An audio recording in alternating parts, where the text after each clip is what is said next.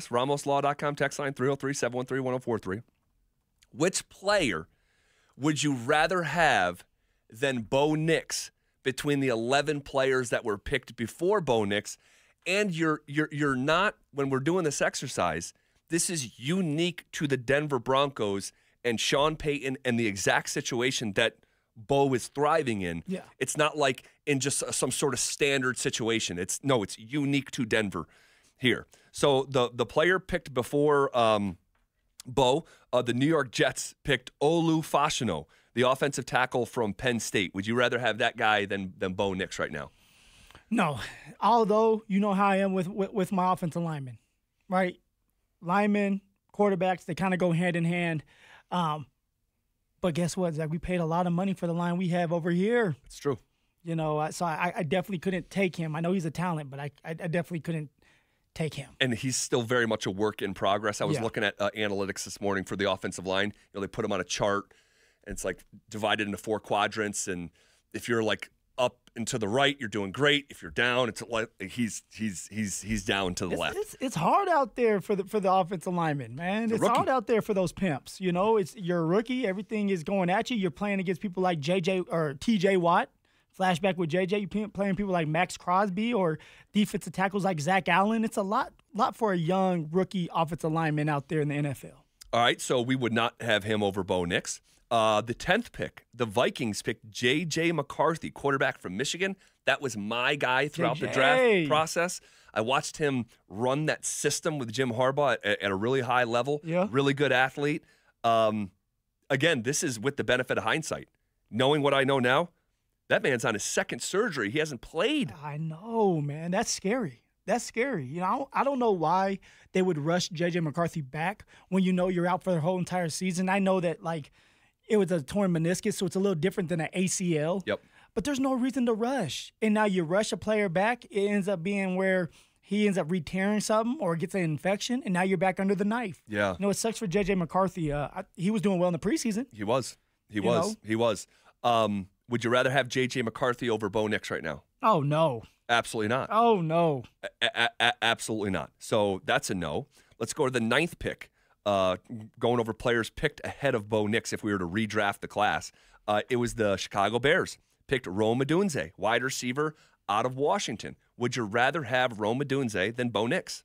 You know what? You know how I'm viewing this too, Zach, is we know what we know now about Bo, but everybody else out there didn't have Bo in the first round. So how I have to view it now is if I thought that we could get Bo in the late first, early second round, would I pick a player? Would I pick somebody in front of Bo to help out? You know what I'm saying?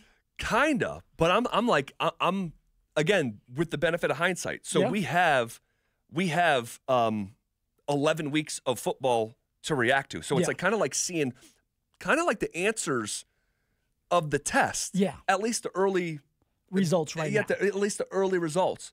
So would you take Rome Odunze ahead of Bo Nix? No, because without a quarterback, all right, the receivers are nothing, right? The team is nothing if you don't have a good quarterback. Agreed. So I agree with you. And Rome Odunze is leading the Bears in receiving with 479 yards, 48 yards per game, but absolutely not. If you don't have the quarterback, he doesn't matter so much. You go to the 8th pick. Falcons picked Michael Penix Jr., and this is a soft spot for Phil. Yeah. Because my man loved MPJ coming out of Washington. It was a stunner that the Falcons picked him 8th. With the benefit of hindsight, and 11 weeks for Bo Nix, in this unique situation, would you rather have Michael Penix Jr. over Bo? No. You know, as much as I love Michael Penix, and I do think he's going to be great for that offense, he hasn't been able to show us anything because he's sitting behind a $100 million quarterback, which is insane to say, okay, you just pay Kirk Cousins all that money. All right. And by the way, we got after old man Kirk. Mm-hmm. And then you got to see a little bit of Michael Penix Jr., but do you really get to see anything? Not really. It's mop-up duty. Yep. And so, yeah, I definitely, right now, it hurts and pains me to say this, but then again, it doesn't because Bo Nix is panning out for us. Yep. But MPJ's my guy, but I can't go with him right now. I'm sorry, man. Can't do it. And I'm with you. I think he's going to thrive in that offense. I really do, once he gets his opportunity. But we're already privy to the answers, the first 11 answers on Bo Nix's 17 question test. Yeah. So we've already seen it. We don't know Michael Penix Jr.'s answers because we haven't seen him take the test yet or start to take the test. So you just can't possibly pick Michael Penix Jr. over Bo if you're redrafting this class. So we move forward. We go to the 7th pick, and we're walking from 11 picks before Bo down to number 1, see how many guys we would take over Bo Nix, knowing what we know right now. The Tennessee Titans picked an offensive tackle out of Alabama named J.C. Latham with the 7th overall pick. We wouldn't have that guy over Bo. No, you can't have him over Bo. You know, the only thing you could do is, like, he's a tackle. Is he a left tackle? I don't know. Okay, if he's a left tackle with the Garrett Bowles situation, I could say, okay, I see what you're trying to do. You're trying to get some trade capital as well with Bo during the draft, or with Bowles during the draft, and maybe you can double dip in the first round if somebody thinks that they're willing to give up a higher first round pick for Garrett Bowles. But I can't do it. You know, like we said before, offensive line and quarterbacks go hand in hand, but you need that quarterback just like you need the offensive line. We don't have one here, and we've been wanting one for so long. And he is the left tackle in Tennessee, by the way. But still, like would you swap out Bo for, even if he's a star, to protect Jarrett Stidham? Or knowing what we know now, we wouldn't pick him over Bo. So we move along. We're down to the 6 picks, top 6 picks in the draft. Walking from Bo Nix up to number 1, trying to figure out who we would have over Bo Nix. That's a tough one. It's Malik Neighbors, wide receiver from LSU. The New York Giants picked him with the 6th overall pick. I think this kid is going to be a star. He is. Right now, he is leading the Giants in receiving with over 600 yards. He is averaging in his first action 76 yards a game. He has missed some time. Would you rather have Malik Neighbors instead of Bo Nix? Ooh, this one's tough, Zach. Okay, because now you're looking at having your backup quarterback who is, it's not Zach Wilson, right? Zach Wilson is not the backup quarterback for us. He's still the it's Stidham. Okay, yep. So you would have Jarrett Stidham as your starter with Cortland Sutton, Malik Neighbors, and a really good offensive line that can hold up. Yep.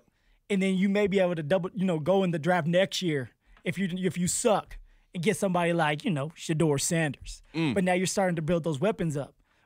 But I can't go with this one. My man Prime made a mistake, all right, when he first got to Boulder, and you hated it. You hated it just like I did. And he made that comment saying, we're building from the outside in. You can't do that.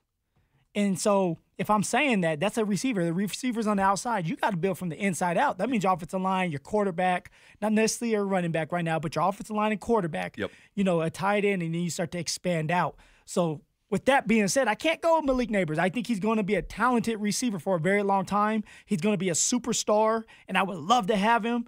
But right now, what Bo Nix is doing and elevating the people around him. That's right. And do I think that Sean Payton would have success with Jarrett Stidham, this offensive line, Malik Neighbors paired with Cortland Sutton? Man. Yeah, I think you'd win some games doing that.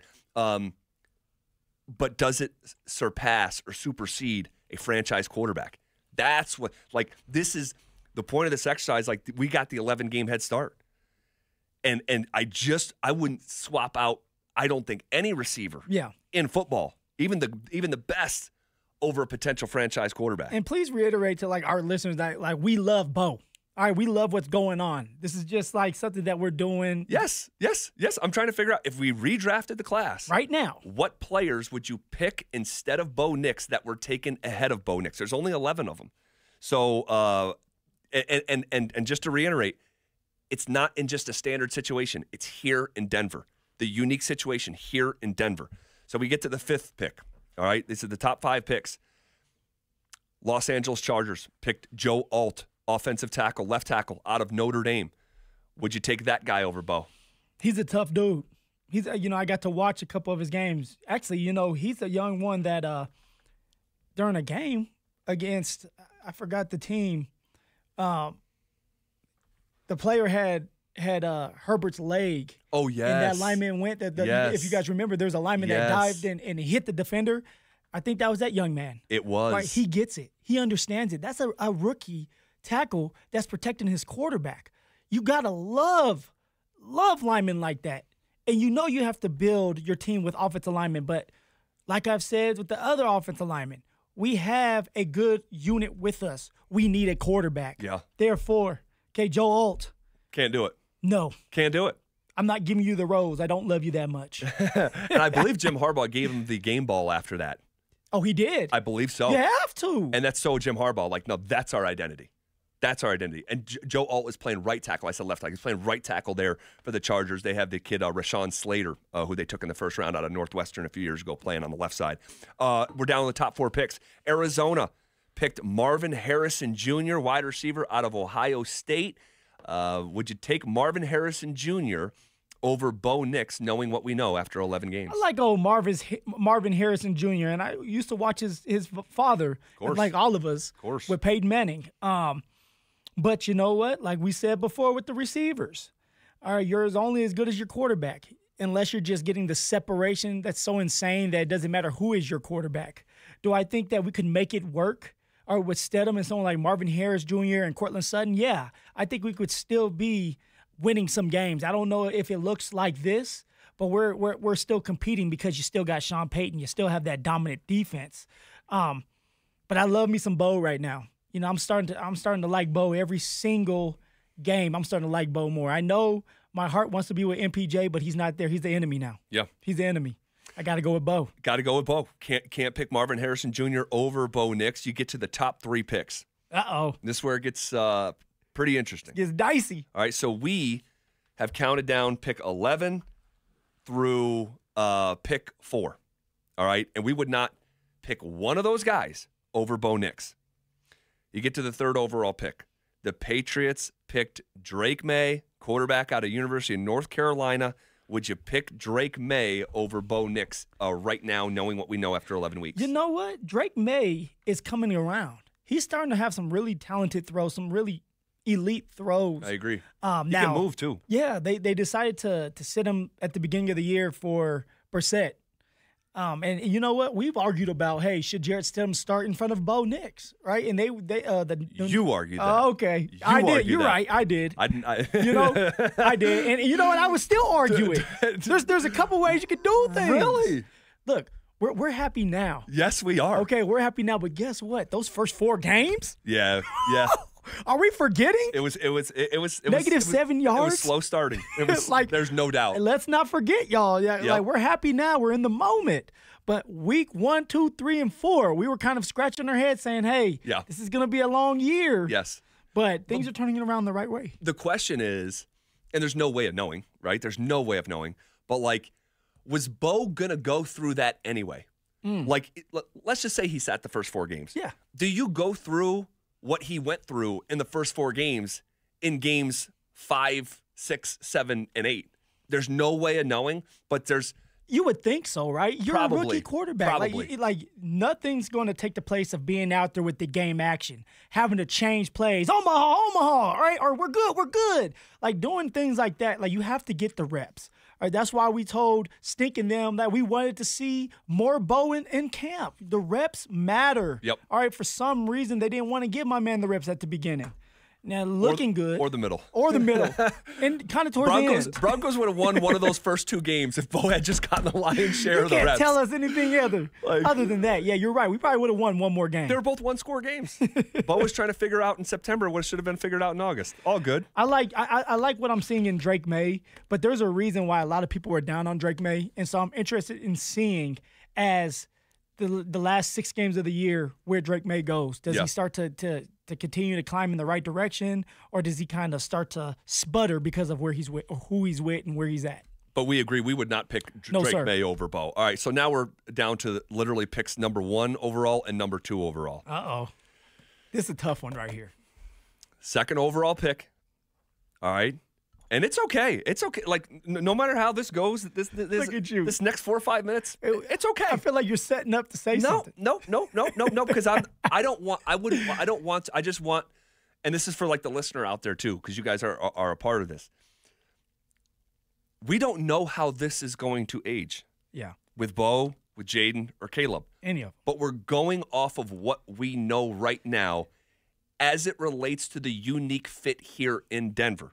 So with that, would you rather have the odds-on favorite to win Rookie of the Year, the dynamic Jaden Daniels over Bo Nix right now? I'm gonna let you go first on this one. Okay. I have it in my mind. Like I have like what I would do. Jaden Daniels is a sensational player. He's elite right now. He has a wow factor about him. His completion percentage, this kid is so accurate with the football. 69% completion. That's insane. Nice. 10 touchdowns, 3 interceptions. He averages 212 yards per game. Would you rather have Jaden Daniels over Bo Nix? My answer is no. Oh. I would not rather have Jaden Daniels over Bo Nix. Is Pinocchio in here? Because somebody's nose is growing. My nose is squarely on my face. It is not growing. Bo Nix has more touchdown passes, okay? Now, he's got 6 interceptions as opposed to 3. Yeah. But don't forget, 4 of those were in the first 2 weeks of football because he was in a 3-man competition. Was he getting those reps? They have a similar completion percentage. Jaden Daniels just a tick better. It's 69 versus 66. Yeah. So just a tick better. They're separated by 5 yards a game in terms of passing yards per game. So Bo has more touchdowns, more picks, but less since the first 2 weeks of ball. A similar completion percentage, similar yards per game. Jaden Daniels takes more sacks. And I think the unique fit with Sean's offense, and because this is what this is about. It's about here specifically in Denver. Here now. It's hard to imagine someone figuring out this offense in real time better than Bo has. Well, like we talked yesterday about the numbers against the blitz are just rapidly, just skyrocketing. But there's context to everything we're talking about right now, Mr. Bye. Mm-hmm. All right, like we have to understand this is a team game. This is a team game. Now, yes, the most important position on the football field is at the quarterback position. But it takes 10 other players around you to be good. It does. Takes 10 other players around you to get to a Super Bowl. All right, and let's just start with the playoffs here. Let's start with the playoffs. You're right. The playoffs. Right? Having a chance to go to the playoffs. Our offensive line is phenomenal. Our offensive line is winning their one-on-one matchups. They're helping out Bo Nix so Bo Nix can sit in the pocket and feel comfortable. All right, that's hard to do in the NFL, especially as a young rookie quarterback. If you don't trust your offensive line, you're going to be running a lot more than you want to. You're going to get hit a lot more than you want to. All right, you have a really good coach that's coming along in Sean Payton. All right, for a second there, I thought he forgot football. But he's starting to kind of dust the cobwebs off, and he's putting together great game plans to help Bo Nix out, right? Bo Nix has an easy job at times. The screen game is looking great. It is. All you have to do is take 2 steps and hit the running back, and now you have Javonte running for 16 yards. All right, that's stats on your stat sheet, and all you did was a little dump off. Sure. All you're doing is doing a little dump off to Marvin Mims, who breaks the tackle and goes for a touchdown. Now you have a touchdown on your stat sheet as a quarterback and more yards. Right? There's context to everything. Bo Nix is doing a great job. All right. Would you rather have Jaden Daniels instead of Bo Nix? There's no wrong answer here. Oh, well, I feel like there is. I feel like all you guys are going to gang up on me here. That's your own conscience. I'm not doing that to you. I'm asking you a question. All right. And Jaden Daniels has been phenomenal. And the area that I thought that would have been a big separator between these two is Jaden's mobility compared to Bo's mobility. But that's been the biggest revealing. Because my man, when he's on the move, Bo is Vanilla Vic. Oh! My man is Vanilla Vic. Oh! Some are saying. Relax. Streets are talking. Yes. They're saying he's Vanilla Vic. Relax now. All right? Bo Nix has a lot of athletic ability and a lot of speed, and nobody saw that coming. Not even Sean Payton. Yeah, not to this degree. I can understand that. So what's your answer, Phil? You know what? I love Bo, and Bo's our quarterback. He fits this mode. Yeah. But you can't tell me that if Sean Payton before he knew about Bo, okay? And he had an opportunity to pick Bo Nix or Jaden Daniels. Yeah. He's not picking Jaden Daniels. And Jaden Daniels at the beginning of this year was doing really good. Now he's starting to sputter. Yeah. But if he could continue to kind of pick it back up and look like he did 5 games ago, like the first 5 or 6 games, all right, he'll win. He'll end up winning. He's the favorite. And now you have Dan Quinn, and Dan Quinn is a great defensive coach. Sean Payton is an offensive coach. Now imagine you put Jaden Daniels in a situation here with Sean Payton as an offensive-minded coach with an offensive line that's doing great things. I would have to take Jaden Daniels, y'all. That is, Phil, that's a fair answer. And we have heard coming out of the building that Sean Payton loved Jaden Daniels. I feel like everybody loved Jaden Daniels, and everybody liked Bo. They just felt like Bo was a second-round draft pick. Yeah. Let's finish this up. Would you rather have Caleb Williams and Bo? Nah, I'm going to go with Bo. I think Bo fits the system. Caleb Williams is sporadic, all right? Caleb Williams is sporadic. There was a lot of questions going in on Caleb, and now that he's with the Bears and he does have the talent, he has the weapons, and I know the offensive line is not that great. He's just inconsistent to me. Yeah. I'm taking Bo over Caleb Williams. Yeah. For me? Yeah. Would I take Caleb Williams over Bo Nix? Hell, Bo. Hell, Bo. Look at you. Dude, no joke after doing this. I think Bo Nix is just in the perfect spot. We've been having these conversations. It's not new. I think I might take him number 1 over everyone. Knowing what we know right now, over everyone. I'm like Jaden Daniels, when we get off this, when we go to break, I'm gonna have to poke your nose back in because Jaden Daniels would look potent. All right. I'm not saying he probably would. More than Bo. He just played the